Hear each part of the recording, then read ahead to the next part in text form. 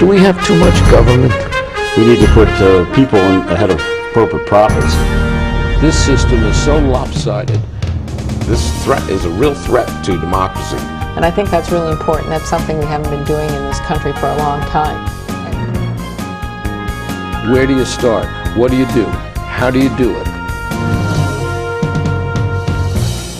Access to Democracy and other Eagan community television programming is supported by Thomson Reuters, makers of Westlaw Next and based in Eagan. Through Westlaw Next and other innovative online services, Thomson Reuters is the world's leading source of intelligent information for businesses and professionals. Online at thomsonreuters.com. And by U.S. Federal Credit Union, the member-owned financial institution offering service, value, and experience you can trust to the greater Twin Cities community.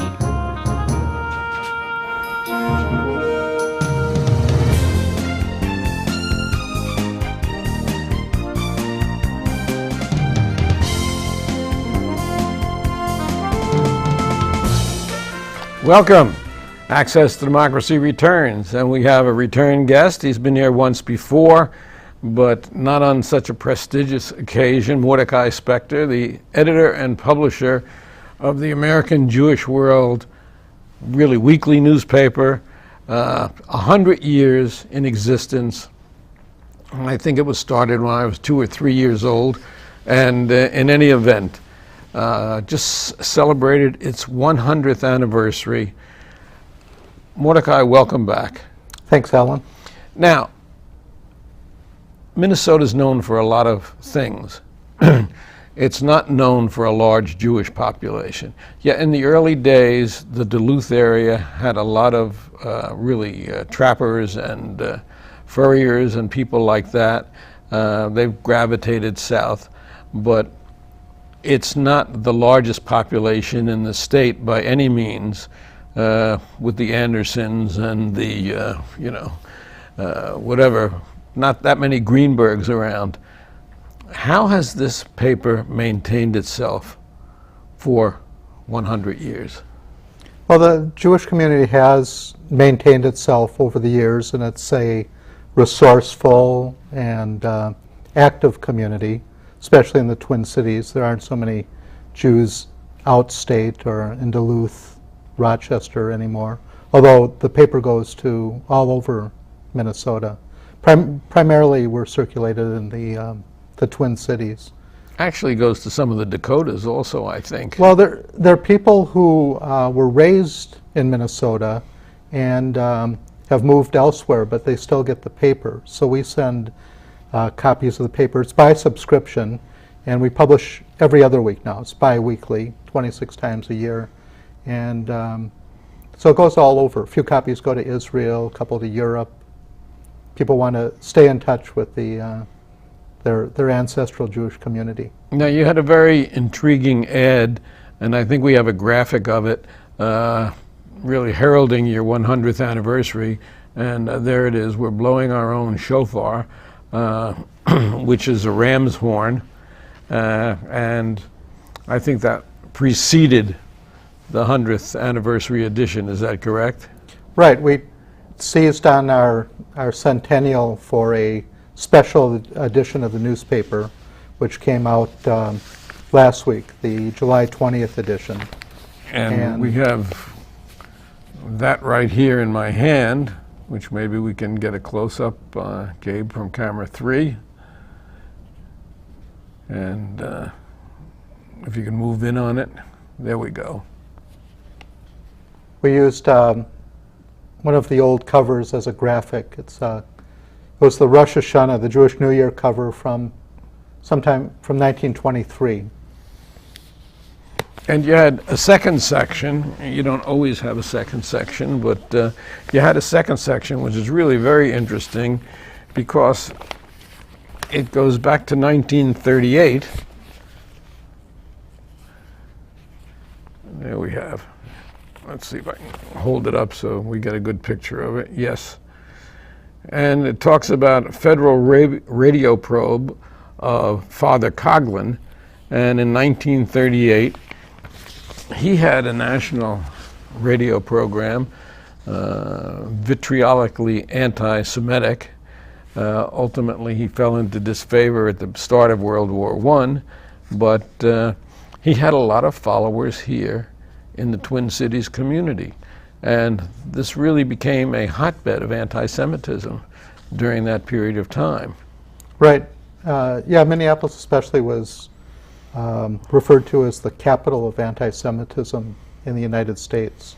Which is hard to believe today as we look back with people like Hubert Humphrey, who's going to be honored, as a matter of fact, at a dinner next week, and things like that. But it was. Well, Jews now are part of the fabric of society. Like I said, it's a resourceful community and civically involved. Jews in Minnesota are only 1% of the population, but Minnesota, for example, has had a Jewish U.S. senator continuously since 1978. There was Rudy Boschwitz for 2 terms, Paul Wellstone, who served 2 terms, then Norm Coleman, he won in 2002, and now Al Franken. All Jews, that's the same Senate seat. That's a fascinating statistic. Right. And very unusual, but it speaks to the involvement in the community. And right. Jews are passionate about politics. And it goes to our history. I tell people now and then that they may not be interested in politics, but sometimes politics can be interested in you. So over recent centuries, Jews have had a rough time, especially in Europe. And my grandparents, I'm the second generation of my family born in America. So my grandparents came here in the early part of the 20th century to escape persecution in Russia and Ukraine, looking for a better life here. And mine as well. And of course, my father's family came from Russia. My mother's family came from Austria and Hungary. And there are portraits of my grandparents that I wanted to share. So one of our sponsors is Jaime's Haberdashery in St. Paul, who also supplies me with these great clothes that I wear on the show. And if you go into Jaime's, there is a portrait of both my grandfather and my grandmother that hang in his store, in his establishment, which is burgeoned out from a small leather goods store to really one of the top clothing stores in the area. I'll check it out. You should absolutely. I was born and raised in St. Paul. Oh, is that right? Let's talk a little bit about your background. How'd you get your start in journalism? Where? You went to McAllister, but other than that? Well, it started in high school. My family lived in Highland Park in St. Paul, and then we moved to Mendota Heights. And so in 9th grade, I went to school in West St. Paul, and I met some people who published what was called an underground newspaper. And so that was kind of the beginning of journalism, going back to 9th grade when I was 13 or so, writing about all kinds of topics, a lot of satirical things, and continued through high school. At McAllister, I was the editor of the Mac Weekly, the student newspaper, at the beginning of my sophomore year. And I didn't actually graduate from McAllister. My father was in the construction business, so at some point I abandoned my academic studies for carrying lumber around on a building site and learned carpentry. And then I've done a number of different things. But it helped pay the bills. Right. Yeah, I had to support my extravagant lifestyle. But in the late 70s, I guess I became a professional journalist. I started writing about American Indians and other issues, and traveling around. And I was a stringer for UPI and Reuters. I guess this is the Reuters building we're sitting in. Thomson Reuters, yes, indeed. Reuters was a British-based news service when I was contributing stories. And still one of the most reliable news services in the world. And So I did a lot of freelance journalism and some radio reporting, radio news production, and then came to the Jewish World in 1995. I needed a job, and they were advertising for a staff writer. So I worked my way up at the Jewish World. From staff writer Staff writer to assistant editor to managing editor, and now I'm editor and publisher and president and CEO of Minnesota Jewish Media. Okay. You also had a short stint in the legislature, did you not? Right. Before I came to the Jewish World, I worked at the House Information Office. And that was, it's a nonpartisan office, and I wrote about issues on the House side in the legislature. Covered committee meetings and House floor sessions, and wrote about all kinds of stuff. Now, newspapers have fallen on hard times. There's no question. We see what's happening. For that matter, media has fallen on hard times as well. We just heard about a situation where one of the major media outlets has cut down a lot on staff. But newspapers also have cut down on staff. Both the Pioneer Press, and Mike Burbach is going to be in here in a few weeks, as a matter of fact, to talk newspapers with us, and the Star Tribune. When I was a college journalism student, I actually worked for the Star Tribune over the summer, and it was then just the Morning Tribune, and it was the Afternoon Star. They were combined simply because as media expands, newspapers have really gotten smaller and smaller. But American Jewish World has maintained itself and even grown during this period of time. How do you attribute that? We're the little engine that could. We just keep chugging along. And the paper goes out every other week to about 4,000 subscribers. And we have a very dedicated group of readers. People appreciate what we're doing, the journalistic product that we put out. We put a lot of effort into it, trying to make it an interesting paper, sometimes kind of provocative. Not everyone loves my editorials, but we try to do something interesting so there's some reason for people to open up the newspaper when they get it. Now, you recently had an edition, and I think I have a copy of it here, where you did battle with Hebrew National Frankfurters. Well, we reported, we broke the story about a class action lawsuit against Hebrew National. A group of consumers are alleging that Hebrew National hot dogs are not actually kosher. So we broke the story. We got a copy of the lawsuit, and then as we were about to go to press with the story, the outfit that does the kosher slaughtering for Hebrew National threatened to sue us. So I had to consult with some lawyers and make sure that we didn't get into any legal trouble. But that's what happens in people journalism today, though. Sometimes people try to bully you, intimidate And no you. question about it, especially if they're big corporate interests, they try to bully you. The fact of the matter is you're reporting on an ongoing story, a story that you didn't create, but you're merely reporting on it, and reporting accurately, I could say, and the corporation comes down on you and threatens you, thinking that you're going to knuckle under. Right. The fact of the matter is that you didn't. It wasn't ConAgra that threatened us, the gigantic food company. It was one of their contractors. Big guy with hairy knuckles, yeah.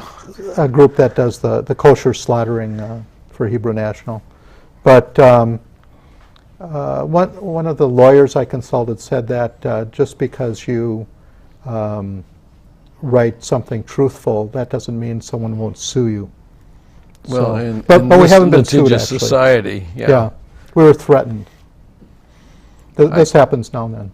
I think that suit would go no place, but that's my other hat. I used to practice law before I do what I do full time. And I think that would go no place. But the fact of the matter is, it's a controversial story. You don't stay away from controversy. Right. I mean, doing community journalism, there's some politics involved, because you don't want to get everyone angry at you all at once. So we try to maintain good relations with the organized Jewish community, with the synagogues and Jewish agencies. And we're like the bulletin board for the community. Everyone in the organized Jewish community knows that the American Jewish world is the way to publicize their events and get the news out about their issues. So they come to us, and we're open to all comers, different religious streams. Minneapolis, St. Paul have different communal institutions. Yeah, that's one of the things I was going to bring up, because there is a joke that if you get more than 10 Jews together at one time in a synagogue, they'll break off and form another one. Well, the fact of the matter is that there's more truth than fiction to that, because there are ultra-Orthodox Jews, there are Orthodox Jews, there are conservative Jews, there are Reform Jews, there are Reconstructionist Jews, there are humanist Jews, there are very secular Jews. You serve all those communities. Right. Jews are like everybody, only more so. So, yeah, we're open to different points of view. We have op-ed pages where people can contend with what I write in the editorial in each edition of the paper, and try to have a range of views. And we're in an election year now, so I anticipate there'll be a lot of back and forth about Romney and Obama, and I don't know what's going to happen in Minnesota. Maybe if Romney picks Pawlenty, Minnesota will be in play for the presidential election. That is problematical, but we'll see. Pawlenty has been a guest here on numerous occasions, not recently, but Republicans have been shying away from this forum of late, except the very courageous ones like Pat Anderson, who will be here in a week or so, and people who will have a real give and take with me, which I really enjoy. And in fact, I've invited all the local legislative candidates to debate here. The Democrats have already accepted. The Republicans, I haven't heard one way or the other, but I'm hopeful that we can have some meaningful debates here and present the issues to the people, just the same as you do in the paper. Right. Well, we talked to the federal elected officials. Members of Congress travel to Israel. We're always writing about the Israeli-Palestinian conflict and Middle East issues. There's a very dangerous issue with Iran moving to acquire nuclear weapons, which we follow in the paper. And what's going on in Syria has to be very dangerous also, right, because of its potential for... That looks horrible. Israel's worried about what's happening on its border with Syria. There's always something going on. In fact, as we sit here, Romney, the presumed Republican candidate, is on his way to Israel, I guess to establish some foreign relations credentials, which are lacking in his resume, but also because of what is a concerted and moneyed effort to get Jews who are traditionally Democratic to cross over and vote Republican this year. Right. He is holding a fundraiser in Jerusalem. And Jews are generally are in the Democratic column. The exit polls showed that 78% of Jewish voters voted for Obama in the 2008 elections. So the game is always for the Republicans to try to chip off some Jewish votes, move them from the Democratic to the Republican column. So we'll see how that works this time. And Norm Coleman is raising a lot of money. Norm Coleman of Jewish persuasion also is raising a lot of money for Romney and doing a lot of television advertising through his PAC, his super PAC. Mm-hmm. So it's going to be an interesting election. I think when it comes down to it, American Jews are Americans, and while there's certainly a certain feeling for Israel, especially for those of us old enough who have lived through World War II and the importance of a Jewish state in Israel, we don't necessarily agree with certainly the right-wing politics of the Israeli government, and/or we are Americans first. Just the same as the Irish have a certain feeling for Ireland, or people who here from England certainly think of England as their homeland. Well, we don't think of it as our homeland, but I know I have certainly enjoyed my visits there, as I'm sure you have, but we are Americans. Right. Well, Jews are a fractious group. You've heard the expression, 2 Jews, 3 opinions. So there's always a lively debate about topical issues in the Jewish community. And the lifeblood of the newspaper is advertising. So I'm also hoping that elected officials and candidates for office use our newspaper as a vehicle for getting their message out via advertising. Certainly a lot of people advertised for the 100th anniversary edition. Right. And I think all the local organizations, as far as I could see, of all persuasions, from very conservative to very liberal, had congratulatory advertisements in the paper. That was gratifying. The Jewish community really came out and supported our centennial special edition. And a lot of elected officials also. Right. That's an election year, and things will be ramping up for our September and October editions. We'll have an election special edition at the end of October, right before the general elections. Now, one of the things that's troubled me about what's going on in this country is an attack on our Bill of Rights, an attack on our freedoms. I've seen them hewn away. Not as much in the state, but to some degree in the state, but certainly nationally, on our freedoms, freedom to assemble, the right of free speech. How have you dealt with that with the paper? Well, we take advantage of freedom of the press. We express our point of view. I think there's a different mentality or a different atmosphere post 9/11. We've seen efforts to crack down on dissent, and not so much in the Jewish community, but more in the Muslim community. Muslims and Arab Americans are viewed with some suspicion, and we went through that. Jews went through that, not only when they arrived here prior to 1900 through up till 1920, but certainly prior to World War II. And now we see those same prejudices being directed at other people. I mean, we heard Keith Ellison castigated by a representative, Michelle Bachmann, last week. Nothing could be further from the truth than to equate Keith Ellison with anything anti-American, but it certainly seems to be directed toward that minority community at the moment. Right.